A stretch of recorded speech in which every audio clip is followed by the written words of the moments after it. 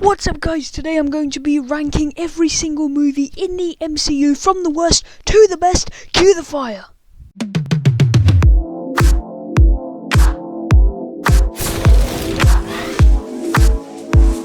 In last place is Iron Man 3. This one has to be last. Many people loved the plot twist, but for me, well, my opinion at least, is that the plot twist could have been handled so much better. They got a really good villain and turned him into a joke. There's a reason why this one is last. Coming in 22nd place is Captain Marvel. I like Nick Fury and Phil Coulson in this movie. I like how we got to explore a younger side of them. Having said that, the amnesia could have been handled so much better. Each scene had a different tone, and it really wasn't as great as they hyped it up to be. Coming in 21st place is Thor the Dark World. Many people place Thor the Dark World last on their personal lists. I, on the other hand, don't mind the second installment in the Thor franchise as much as Iron Man 3, for example. The movie wasn't exceptionally bad. It was just, Chris Hemsworth said himself, meh. The plot was okay. The Marvel villain problem was still there, but as the studio was learning, it doesn't affect that much. I was originally going to place it lower, like below Captain Marvel or something, but the fact that it was also used in Endgame means that it became just more important.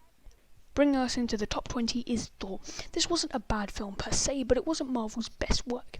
The Kenneth Branagh touch was very good, and he tried to portray it as a fish-out-of-water / superhero origin movie, but it only worked as an origin movie.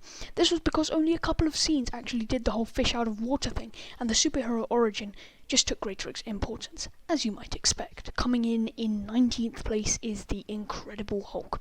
I don't understand why this movie gets so much hate. This was the second movie of the MCU that I watched, and I liked it. Sure, it wasn't as good as it could have been, and I'm sure it would have been better had Edward Norton not taken control of the script, but otherwise speaking, it was a good movie.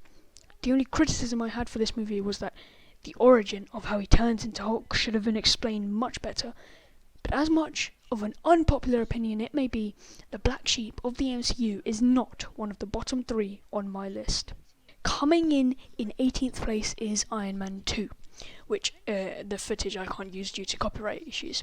So I understand that this was one of those Marvel sequels. You know the ones I'm talking about, the ones which try to live up to the first movie and fail horribly. This movie tried to replicate what Iron Man 1 did, but on a grander scale. The final battle was the exact same as its predecessor's final battle, albeit with War Machine added in. Coming in 17th place is Ant-Man and the Wasp. It's just a fun-filled sequel, but it still wasn't as good as the original. They were trying to portray this MacGuffin story, and it worked, but got pushed to the side a little by the plotline of Janet Van Dyne, the original Wasp, and how she managed to put an antenna on Scott to return back. However, if they had kept the movie simply a MacGuffin story, I would have placed it higher, because MacGuffin stories are generally pretty good. Coming in 16th place is Avengers Age of Ultron. Another one of those sequels. You know, like I said before, the ones that try to replicate the originals and can't. That's Age of Ultron. Mind you, Joss Whedon wanted more of everything. That meant more action, more humour, more plot lines, more confusion. There were so many plot lines in this movie that it was hard to keep up. Iron Man building Ultron, Banner's uncontrollable rage, Scarlet Witch mind control, Black Widow youth, Hawkeye and Pietru's quirky dialogue, Cap's dream of dancing with Peggy, Thor's vision of Ragnarok, Tony's vision of Endgame, creation of Vision, getting Loki's scepter, Fury proving to them he's alive, Hawkeye's family, and then of course the main plotline of fighting Ultron. I feel like this movie is trying to tell so many stories and tease so many future movies that it just falls flat. Coming in 15th place is Captain America, the First Avenger. Marvel Studios wasn't doing very well and making enough money from The Incredible Hulk, Iron Man 2, and Thor, and then this movie came along, and I didn't actually watch this in cinemas because it seemed boring, and I watched it after, like not in cinemas, but I was right, it is quite boring. I mean, the plotline is good, but the movie just doesn't do enough to intrigue me. When Bucky dies, I'm sort of like, okay, that happened, and that made his return less impactful in the sequel. If they had done more to emphasize on Bucky, I definitely would have ranked this movie higher, but for now, it stays down here. Coming in 14th place is Iron Man, the movie that started it all with the iconic dialogue, I am Iron Man. I liked this movie at the time. It was the first movie of the MCU that I saw, and I loved it back then. It was not as Disney, if you like, as Marvel is today. Having said that, it did not age well. The humour, the continuity errors, the cinematography all seems a bit dated right now, so I loved this movie back then, not so much now. Coming in 13th place is Guardians of the Galaxy Volume 2. You could describe Guardians 2 as the Marmite of the MCU. You either love it or you hate it. Surprisingly, I may have been the first person to break the Marmite rule, but since it wasn't Marmite, I haven't actually broken this rule. But anyways, Guardians 2 is slap bang in the middle of the rankings. It's probably because I understand why it gets so much love. It's really funny, but also why it gets so much hate. It's just not as good as the first one. And combining those two factors, I realised that it's not terrible, but it's not amazing either. Coming in 12th place is Black Panther. Black Panther, in my opinion, is a really good movie, but a really overrated movie. I don't disagree that it's good, but an Oscar nomination? Come on, I don't think it was that good. It delved for the first time into this unknown nation of Wakanda. The last time Marvel had done this had been with Thor back in 2011. Unlike Thor, however, it was pretty good, and this movie also broke the Marvel villain trend. It finally gave us a good villain. The last decent villain had been Vulture or perhaps Loki, so Killmonger had us half rooting for him, which is weird because he's a villain, but all the same, it was a really good story. Coming in 11th place is Doctor Strange. They decided to stop with the materialism and delved into the world of mysticism. Doctor Strange is one of my favourite movies of all time. However, some things could be done better. The Time Stone should have been given a bit more importance. Before the final battle, which was awesome by the way, the Time Stone had only been used for one thing, and that was to move an apple through time. If it had gotten more screen time, it would have been way more impactful in Strange's fight against not only Dormammu, but against Thanos in Avengers Infinity War.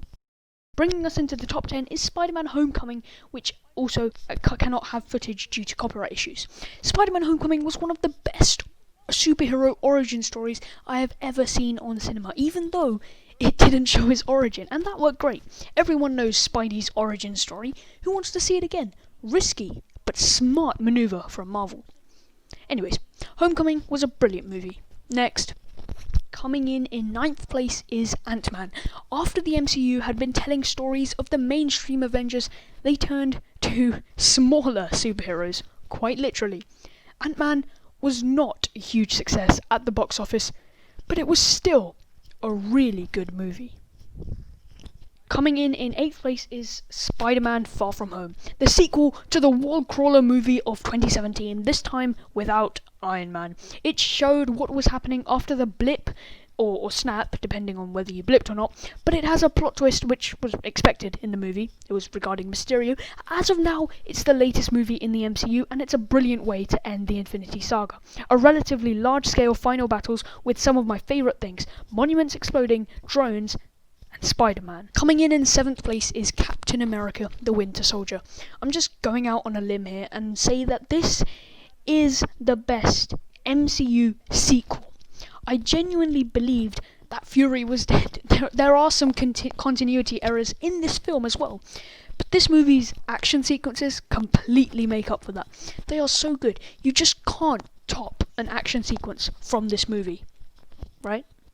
Coming in 6th place is Guardians of the Galaxy. I did not know this movie would be so good. I thought it would be similar to Thor the Dark World, and it wasn't. This movie made us care for these characters. However annoying they may be, you cared for them. A line like, "We are Groot" should have been such a cheesy line, but it resonates with you, and this is coming from a character that only says 3 words: I am Groot. Bringing us into the top 5 is Thor Ragnarok. Taika Waititi revamped the Thor franchise and brought it back from the dead using, well, the goddess of death. Hela was also a great villain. The most hilarious film in the MCU, Thor Ragnarok, stopped the Thor franchise from dying out and even found a way to introduce new characters such as Korg, Meek, Scourge and Valkyrie while still keeping the amazing comedic tone. Coming in 4th place is Captain America: Civil War. This was a terribly ambitious project and the Russo brothers nailed it. They found a way to continue each character's individual narrative while introducing new characters and still logically continuing the title character, that is Captain America's storyline. Obviously, since the Russos have worked on TV shows, they know how to handle a big ensemble cast. Bringing us into the top 3 is Avengers Endgame, the most successful film of the decade Endgame. The Russos handled it really well. However, it's not first or second because it felt rushed. It was already a 3-hour runtime, and it still felt as if they were trying to cram stuff into the runtime. Another bad thing, Thor. Fat Thor. You would have thought they would make him fit again after they used him for comedy. Otherwise, though, a great movie. And our runner-up is The Avengers, or Avengers Assemble, depending on where you live.